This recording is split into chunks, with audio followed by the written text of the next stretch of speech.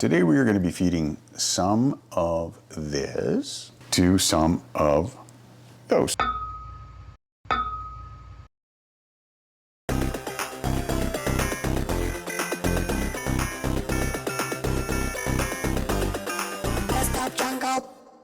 Isopods are incredible recyclers, and they play such an important part in breaking down biological material in nature. In forests, caves, parks, and even in your backyard garden, they help break down decaying matter, enriching the soil, and then also feeding other animals as part of the natural food chain. And unfortunately for them, they don't bring food to the other animals, they are food. For snakes, lizards, spiders, birds, frogs, toads, centipedes, predatory beetles, lots of things. In the wild, they eat decaying plants, leaves, and wood, helping to break organics down even more. And they poop out what is called frass, which then feeds the soil with their processed nutrients that are used by microorganisms. Frass also acts as food for plants or fungus. And just by simply crawling around on the forest floor and with some tunnel digging, it helps aerate dead zones, and it also makes paths for water to seep into, which is great for soil health. So you are raising isopods simply because you find them fascinating, or I would even argue you're cool enough. Or you get addicted to collecting things, or you are using them as feeders for pets that you may have at home, or you were using them as a cleanup crew for your terrarium, paludarium, vivarium, or anything else that ends with except for aquarium. Those are aquatic isopods. Whatever you are doing, you need them to be healthy and strong. So making sure they have proper nutrition ensures that they live as long as they can and grow and shed properly.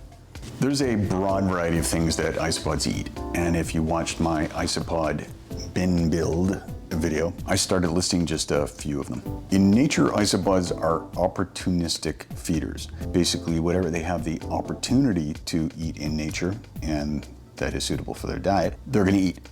So if some species come across a dead squirrel in the forest, they're going to eat the parts that they like, from skin to dried flesh to even the hair.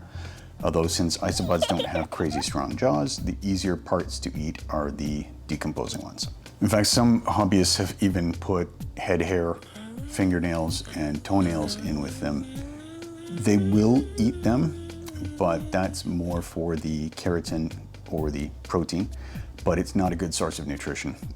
This is just more to make a point that there is a wide variety of things that isopods will eat. So we're not going to be feeding them fingernails, but I will be talking about some of the other things that I do feed mine. I've experimented with various vegetation, vegetables, fruits, and formulas, and I'm sure that some of you have done some experimenting yourself. There's a safe list of foods that they can eat, a do not feed them list, and also a it's not going to kill them, but not so much list. And it's important to know this so that your isopods, as well as your enclosure, can stay healthy. We will start with the most important food item, which is leaf litter. Again, in my bin build video, I dedicated a good part of it to the importance of leaves, which is also the reason for this video, as food. I collect, treat, and feed in that one. That's still their primary source of food. And for those who haven't watched it, I said this. Leaves are the primary source. So leaves are number one. Nothing replaces leaf litter. These lists will cover supplemental foods. We're not dumping in buckets here. Think of them as a nice, nutritious snack.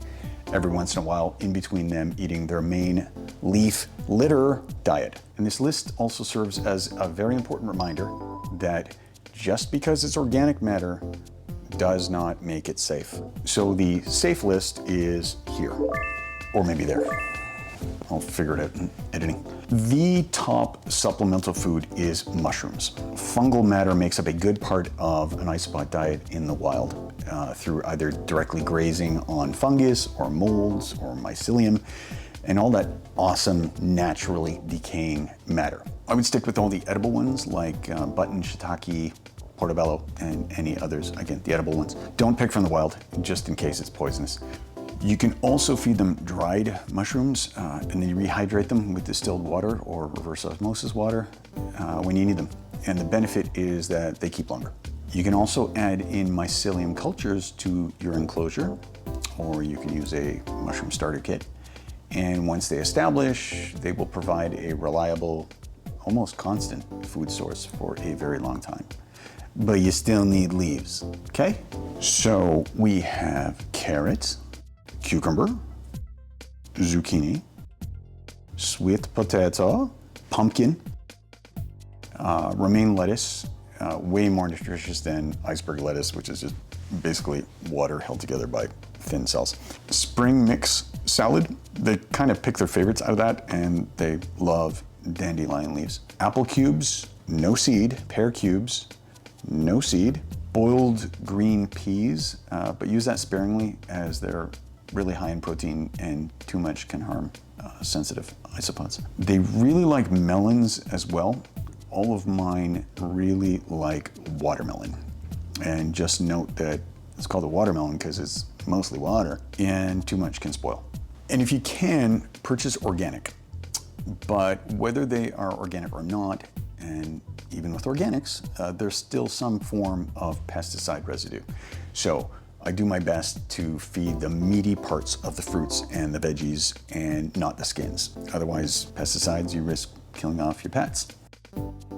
Even before you cut and peel them, give them a wash under clean, not soapy, warm water to help get even a tiny bit of residue pesticides off. Also note, if your veggies and fruits wilt a little bit, that's actually preferred by isopods. You can even crush some greens with the flat part of a knife or the bottom of a spoon to get that wilting started and make it even more attractive to them.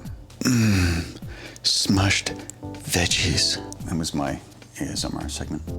As you probably know, videos take a lot of work, and if you're appreciating the work that went into this one, then I'd appreciate a like and a follow. Thanks. The do not feed list is this: onions, garlic, chives, or leeks because of the sulfur. Avocado, that has a toxin called persin. Tomato has an abundance of alkaloids.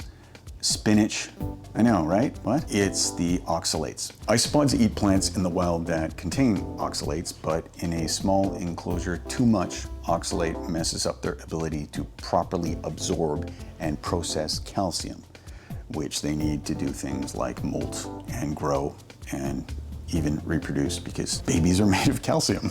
Who knew? Banana peels, not the insides, the peels. There's no real nutrition, and they can be waxy. More on the inside part of the banana in a minute. Rhubarb leaves, they are poisonous because of the oxalic acid, and they're also poisonous to humans, so don't eat those. Anything citrus like oranges, lemon, lime, grapefruit, just too acidic. Cruciferous vegetables like broccoli, cabbage, or cauliflower, and that's sulfur. Grapes, too much sugar, and same with raisins because obviously it's even more concentrated sugar. Also, don't bother with nuts like peanuts or cashews or trying peanut butter because of trace salts or too much protein and sugars.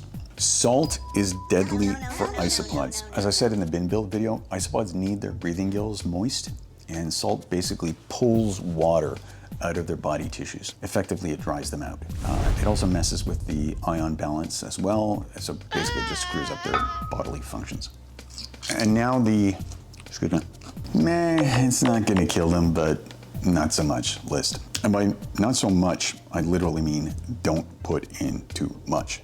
This small list is more because they mold quickly, or sorry, these items mold quickly.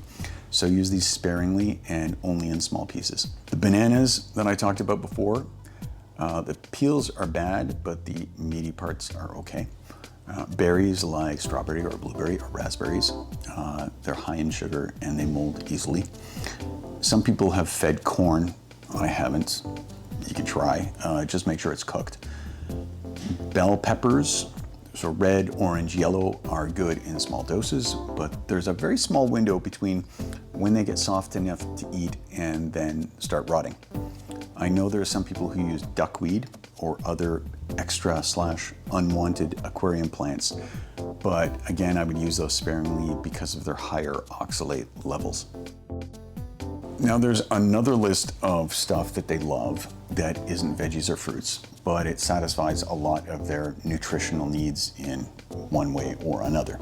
This list offers up things that fall outside of the previous list, but they're also eaten eagerly in most cases, just like they may encounter in the wild. Well, they're not going to encounter a boiled chicken in the wild, but you know what I mean.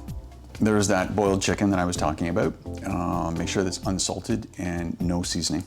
Shrimp tails, once you're done having a cocktail, just make sure there's very little meat in it because they do smell and rot quickly. Fish food flakes or turtle food, always appreciated, and they have a lot of protein in them. Shrimp pellets, rapashi morning wood, that is a powdered mix of algae and proteins. Your isopod pets will love it. Algae wafers, freshwater specific. The insides of eggshells, the membrane has a lot of protein that they love. Freeze-dried krill or shrimp, dried mealworms, dead crickets. We get the pet store ones, not ones from the wild. You don't want to bring any potential diseases into your enclosure. And with mine, they all love black soldier fly larvae, or BSFL. They're actually used as a protein source for chickens in agriculture to help them get bigger. Boiled egg, unsalted. Just put in a few pieces, either the yolk or the white.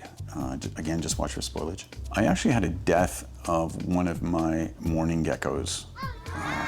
It drowned. And so as part of the circle of life, I placed it in an enclosure, and 2 days later, it was completely gone. They ate it.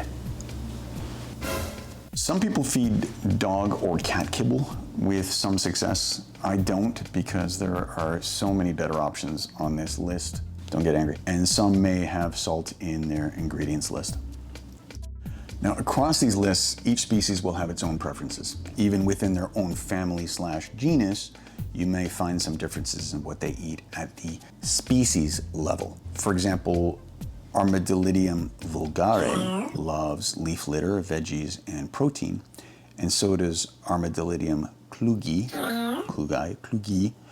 but the vulgare will eat a wider variety, with the klugi preferring softer plant-based diets. Note this is a generalization because when I throw in a freshwater smelt, the klugi just mow through that.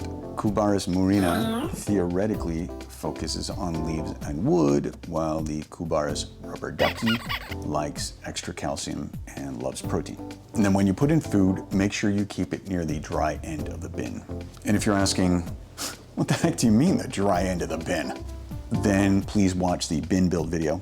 It's all explained there. It helps ward off rotting. And a good way to serve isopod food is by putting it on a small leaf, or edible leaf. So when I give them supplements, the juices are often absorbed into the leaf to make it even more delicious. In this way, it's also easier to lift out any uneaten or rotting food. It's important to start out small when you feed. Obviously, a small colony will not eat as much, but a colony of hundreds will have no problem finishing off food. Now, this colony is a little more comfortable hanging out in the open, so you get an idea of how many you are feeding. And this one, you have to dig a bit under the leaves to see what we are dealing with. Oh, and if you have rubber duckies, good luck counting how many you have. They really like to dig and hide. So once again, experiment with what's on these lists, except for the bad ones. Supplement sparingly. Place food near the drier end of the bin to help ward off mold. And have fun being your isopod's personal chef. Thanks for watching. Yeah, you. I see you.